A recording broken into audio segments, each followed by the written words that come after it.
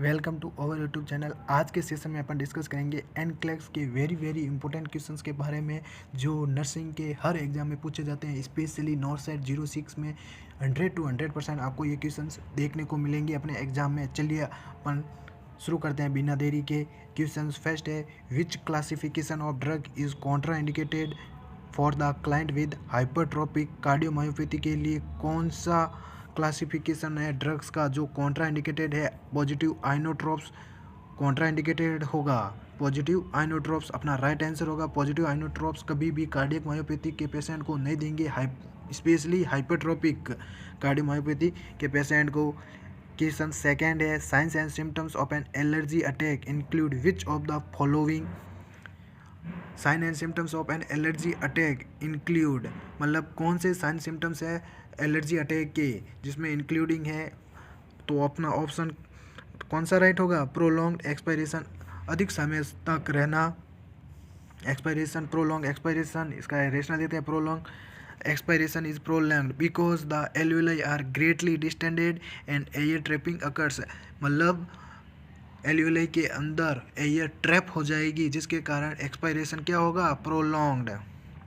Third question है, a client confides to the nurse that he tasted poison in his meal the this would be an example of what type of hallucination?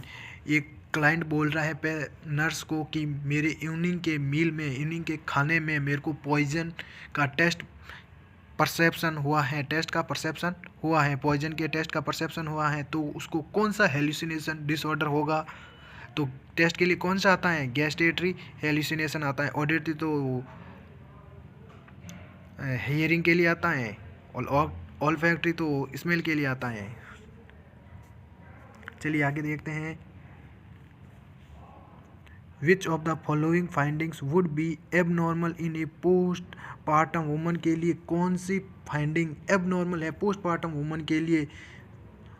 Option A में है chills shortly after delivery, pulse rates of 60 beat per minutes in morning on first post delivery day, urinary output of 3000 ml on the second day of post delivery, and oral temperature of 101 degree Fahrenheit 38.3 degree on the third day after delivery.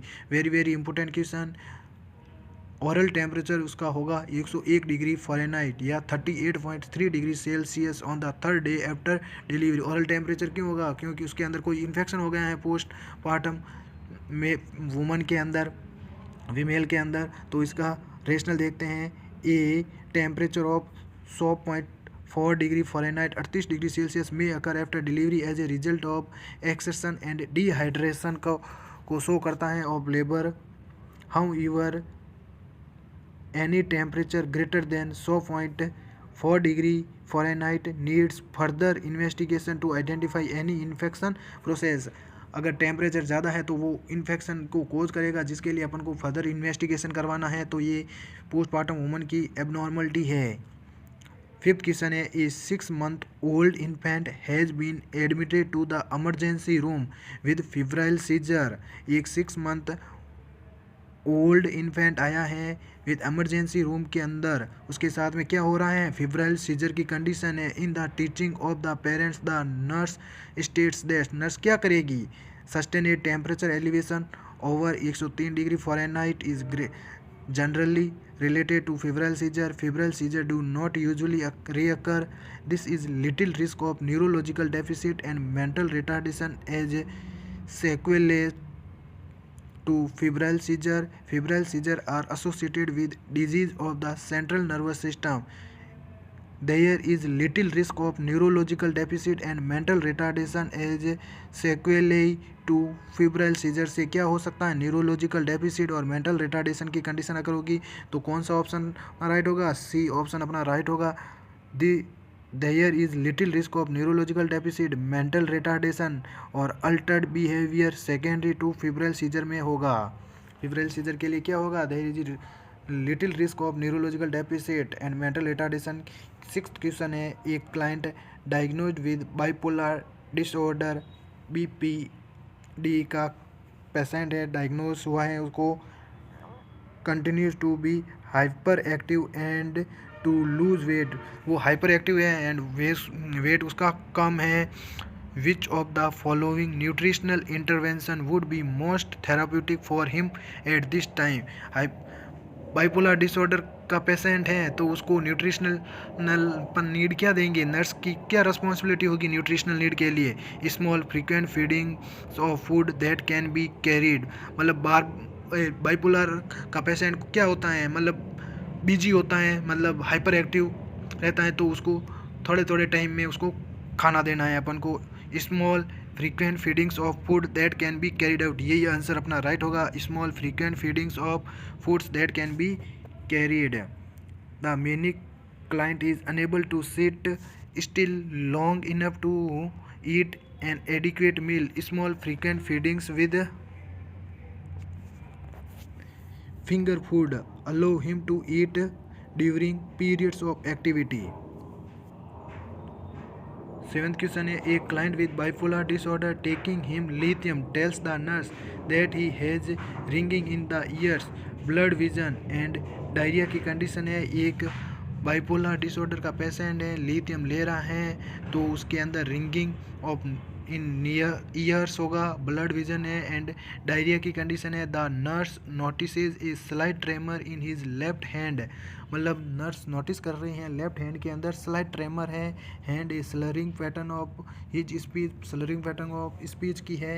Which of the following actions by the nurse is appropriate, administer a stat dose of lithium as necessary, recognize the this is an expected response to lithium, request and order to for a salt blood lithium level को check करना है। Give an oral dose of lithium antidote, मतलब blood के अंदर lithium की कितनी toxicity हो रही है उसको अपन को चेक करने के लिए request and order for a stat blood order lithium. तो इसका राइट आंसर होगा option C, request and order for a stat blood lithium level को चेक करना है। रेशनल देखते हैं, the client is exhibiting symptoms of lithium toxicity which may be validate by the lab studies को check करना है, blood lithium level को check करना है। Very very important question. Question 8, A diagnosis of hepatitis C is performed by a male client's physician. The nurse should be knowledgeable of the differences between hepatitis A, B and C. Which of the following are characteristics of hepatitis C?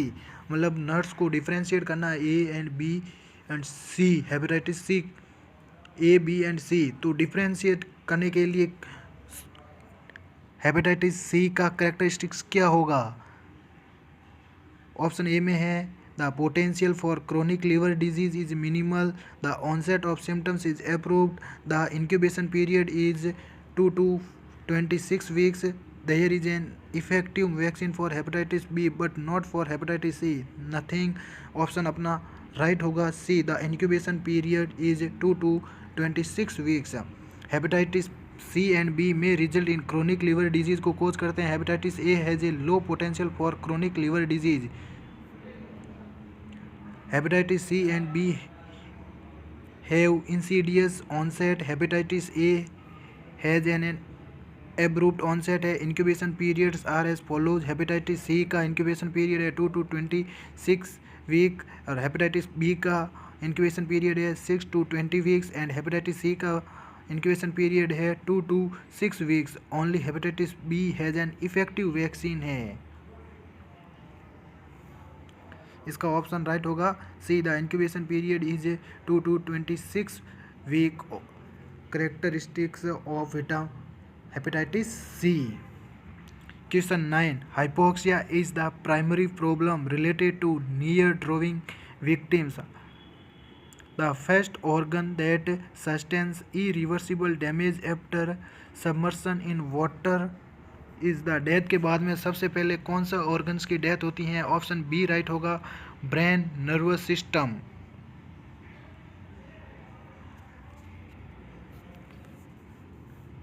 The cerebral nervous sustain irreversible damage after 4 to 6 minutes of water submersion के बाद में, मतलब death हो गई है तो 4 से 6 minute में ब्रेन डेथ होगी। किडनी तो 30 मिनट्स में होती हैं, हार्ट भी 30 मिनट्स का होता है और लंग्स भी 30 मिनट में डेथ होता है। Question 10, which of the following activities should would be most appropriate during occupational therapy for a client with bipolar disorder?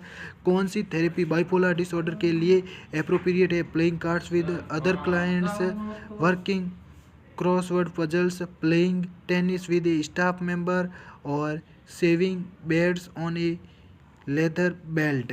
तो राइट आंसर होगा C, playing tennis with a staff member. This activity uses gross motor skills, assess tension and expands access energy. A staff member is better equipped to interact therapeutically with clients. Question 10 में है, which of the following activities would be most appropriate during occupational therapy for a client with bipolar disorder? के लिए occupational therapy क्या होगी? Playing tennis with a staff member के साथ में tennis खेलना ग्रॉस मोटर एक्टिविटी को इंक्रीज करता है। क्वेश्चन 11 होगा, a 30-year-old male client is admitted to the psychiatric unit with a diagnosis of bipolar disorder for the last 2 months. His family describes him as being on the move, sleeping 3 से 4 hours nightly, मतलब night में only 3 से 4 hour सोता है। Spending loads of money and losing approximately 10 lb weight. During the initial assessment with the client the nurse would expect him to exhibit which of the following?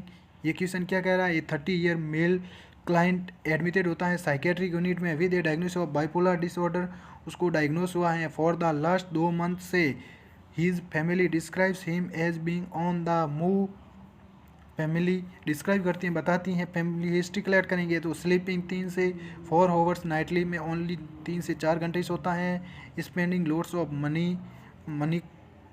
Money lots हो गई, मतलब जो मनीज होती हैं spend की हैं वो लॉस्ट हो गई। And lodging approximately 10 lb weight. During the initial assessment with the client, the nurse should expect him to exhibit which of the following? Short volatile responses to interview questions, option A होगा, और introspection related to this present situation, exaggerated self-importance, feelings of helplessness and hopelessness.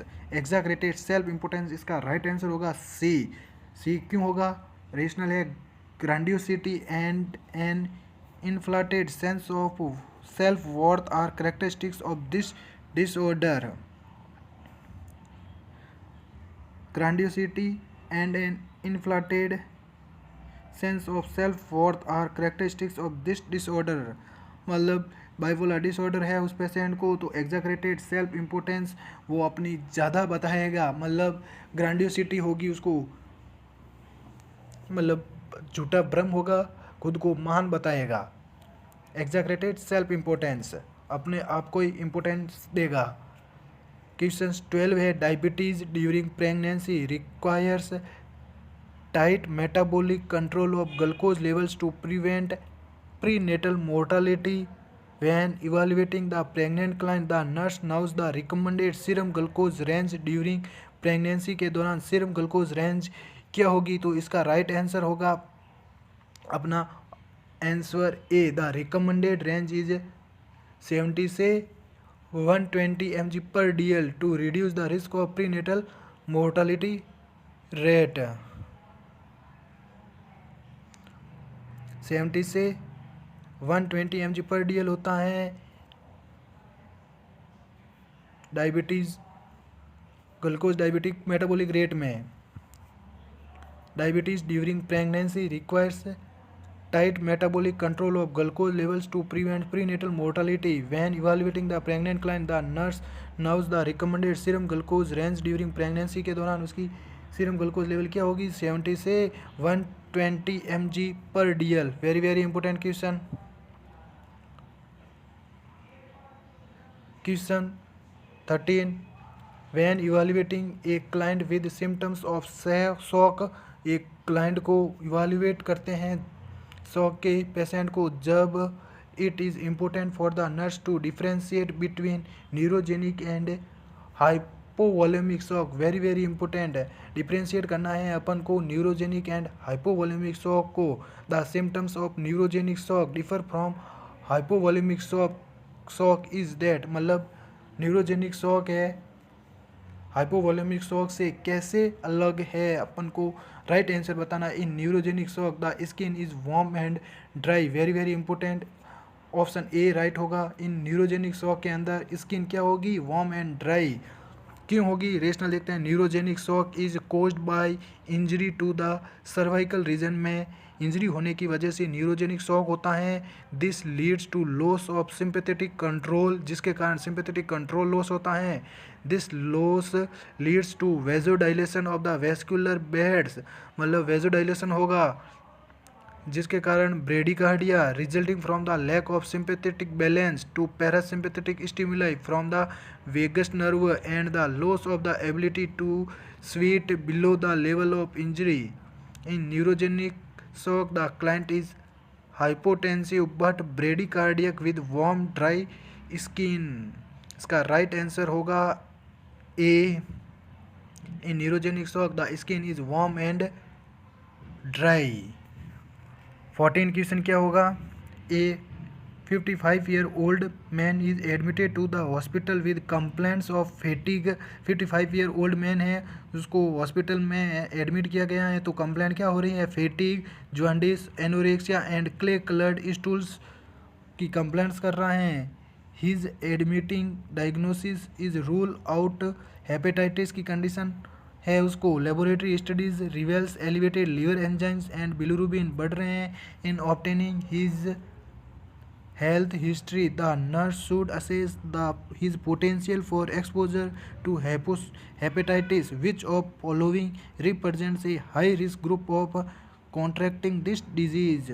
Oncology nurses के पास में अपन उसको भेजेंगे. Option B right होगा. Oncology nurses are employed in high risk areas and perform invasive procedure that expose them to potential source of infection को major करेगी. 15 question very very important है. एक पेशेंट है 55 ईयर का है, हेपेटाइटिस डायग्नोस हुआ है तो कंप्लेंट्स हो रही है fatigue, jaundice, anorexia and clay coloured stool है. तो नर्स क्या बोल रही है, assess the potential for exposure to hepatitis. Which of the following represents a high risk group of contracting this disease. इसके लिए कौन सी नर्स को हाई रिस्क का मतलब ग्रुप में नर्स को कौन सी रिस्क होगी, कौन सी नर्स को रिस्क होगी. मतलब एक नर्स वर्क कर रही है ऑन्कोलॉजी वार्ड में तो एक पेशेंट आया है हेपेटाइटिस का तो उसके जॉन्डिस देखने को मिल रहा है, फेटिक देखने को मिल रहा है, एनोरेक्सिया देखने को मिल रहा है, क्ले कलर्ड स्टूल देखने को मिल रहा है. तो इसमें पूछा गया है अपन को कि एक नर्स के अंदर कौन सी नर्स के अंदर high risk group for contracting this disease, मतलब इस डिजीज़ के कॉन्टैक्ट में कौन सी नर्स आएगी. तो कौन सी आएगी, ऑन्कोलॉजी नर्सेज आएगी. 15 क्वेश्चन है. A schizophrenic client has made sexual overtures toward her physician on numerous occasions. During lunch, the client tells the nurse, "My doctor is in love with me and wants to marry me." मतलब nurse बोल रही है, एक patient, एक schizophrenic patient है, वो nurse को बोल रही है लंच के टाइम में, my doctor is love with me, मेरा डॉक्टर मेरे से लव कर रहा है, and wants to marry me, मेरे से शादी करेगा, वो चाहता है कि मेरे से शादी करेगा. This client is using which of the following defence mechanism. Self blame दे रहा है तो कौन सा होगा right answer, projection. Very very important, projection होगा. डिस्प्लेसमेंट तो होगा हायर से, मतलब अपनी हायर से लो में जाएगा, मतलब कोई भी अपनी बात को डिस्प्लेसमेंट में, मतलब SNO है, मतलब ANS है, एम्स में मानो ANS है तो अपनी डायरेक्ट बात नर्सिंग ऑफिसर से नहीं बोल के पहले SNO को बोलेगा, फिर SKNO is called that nursing officer. मतलब अपन ये बोल सकते हैं कि transferring of impulses from higher to lower, इसमें होगा डिस्प्लेसमेंट में. और प्रोजेक्शन में क्या होता है कि सेल्फ ब्लेम, मतलब ब्लेम देती हैं अदर्स में, खुद की गलती होती है लेकिन ब्लेम किसको देता है, किसी और को. तो कौन सा ऑप्शन राइट होगा? Projection. Very very important. Projection के बारे में आपको डिफेंस मैकेनिज्म एग्जाम में पूछा जा सकता है। नॉट सेट 06 में प्रोजेक्शन होगा। सेल्फ ब्लेम दे रही हैं। क्वेश्चन 16 क्या होगा? When teaching a sex education class, जब सेक्स एजुकेशन क्लास में टीचिंग कर रही नर्स पढ़ा रहे हैं, the nurse identifies the most common STD as sexual transmitted disease in the United State में कौन सी होगी? Chlamydia. Very very important. Sexual transmitted disease United State में कौन सी है? क्लेमाइडिया। क्वेश्चन 17 है, the nurse assist a client with advanced emphysema to the bathroom. The nurse assists a client with advanced emphysema to the bathroom. The client becomes extremely short of breath while returning to bed. The nurse should advanced emphysema आया हुआ है patient को, जब bathroom में गया है तो the nurse becomes extremely short of breath while returning to bed में आ रही है। The nurse should encourage pursed lip breathing. Rational क्या होगा इसका? Pursed lip breathing helps the client to blow off CO2 and to keep air passages open. Encouraging pursed lip breathing होगी, मतलब ये diagnostic finding है या साइन सिम्टम है। Emphysema, advanced emphysema bathroom के अंदर आया है, नर्स रिटर्न कर आ रही है वापस बेड पे, तो क्या परसेप्शन होगा उसको? एनकरेज परसेड लिप ब्रीथिंग, मतलब लिप से ब्रीथ आउट करेगी। अगला क्वेश्चन है question 18, in a client with chest trauma है, the nurse needs to evaluate mediastinal position, this can best be done by. In a client with chest trauma का है, the nurse needs to evaluate mediastinal position दे रही है, this can best be done by auscultating bilateral breath sounds होगा, या पाल्पेटिंग for response of क्रिपिटस होगा, या पाल्पेटिंग for tracheal deviation होगा, या अस्कल्टेटिंग हार्ट साउंड। तो इसका राइट आंसर होगा palpating for tracheal deviation. Mediastinal shift occurs primarily with tension pneumothorax, but it can occur with very large haemothorax और pneumothorax. Media sternal shift causes tracheal deviation and deviation of the heart's point of maximum impulse. इसका right answer होगा palpating for tracheal deviation हो जाएगा।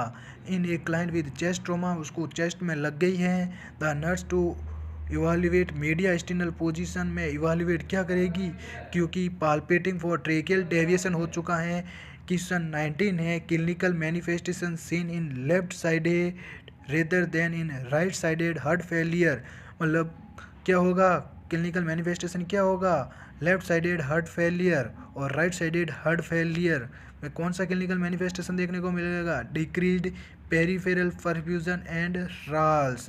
Clinical manifestation scenes in left sided rather than in right sided heart failure, मतलब right sided heart failure की तुलना में left sided heart failure में क्या क्लिनिकल मैनिफेस्टेशन को देखने को मिलेगा? Decreased peripheral perfusion and Rawls.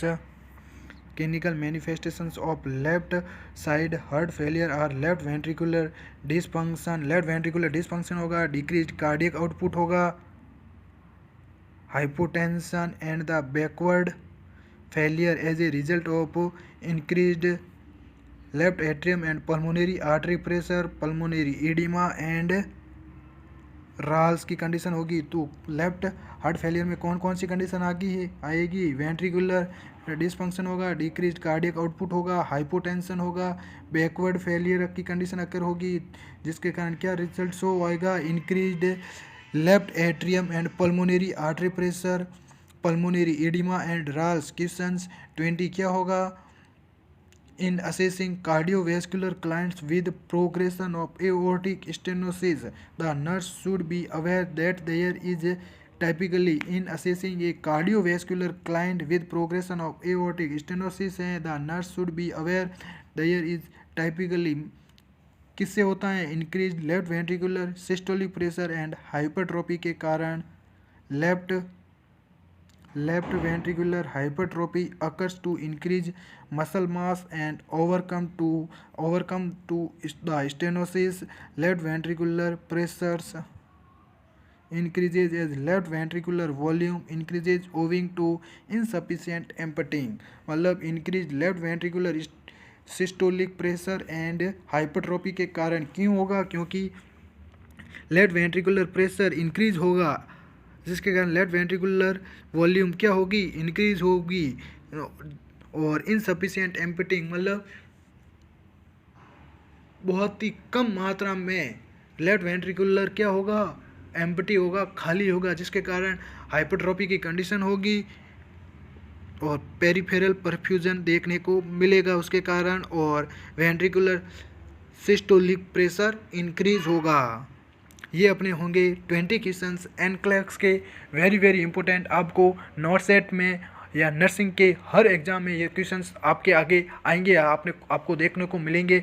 So please friends, मेरा चैनल सब्सक्राइब करें एंड ज़्यादा से ज़्यादा अपने साथियों तक पहुँचाइए। Thank you.